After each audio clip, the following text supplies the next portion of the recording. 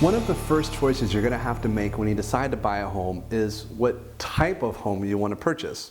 Do you want to buy a condo or co-op, a townhome, a detached home? As I explained in my home buying process video, this is going to be one of the first choices you're going to have to make as a buyer.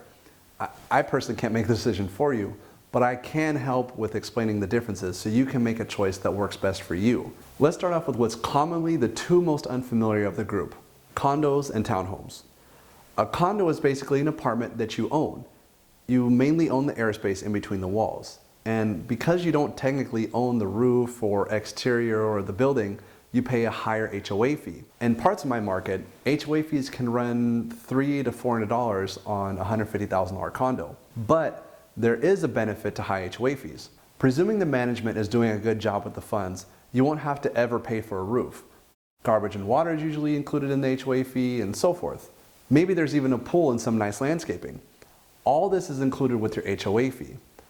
Another note, with some HOAs, they fix a majority of problems that you and other owners could not have caused. For example, if the condo above you starts to leak into your unit and it's at no fault of the owner upstairs, then the HOA will likely cover the costs. If, for example, the owner upstairs flooded the bathtub or toilet or never did really any regular maintenance, then that would be a separate homeowner's issue. Townhomes are kind of in the middle of a regular home and a condo, and it depends on how it's really set up.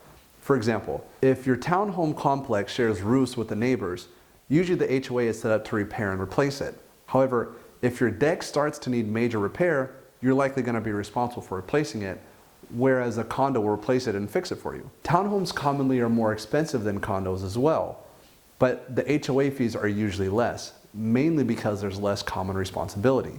Detached homes are simply homes that have no neighbors sharing walls, and almost always the most expensive of the three property types. With the home, you're responsible for all the repairs and maintenance. If the roof goes bad and needs repair, you have to pay for it. If there's a leak or the deck needs repair, you have to pay for it. Landscaping must also be done by the owner.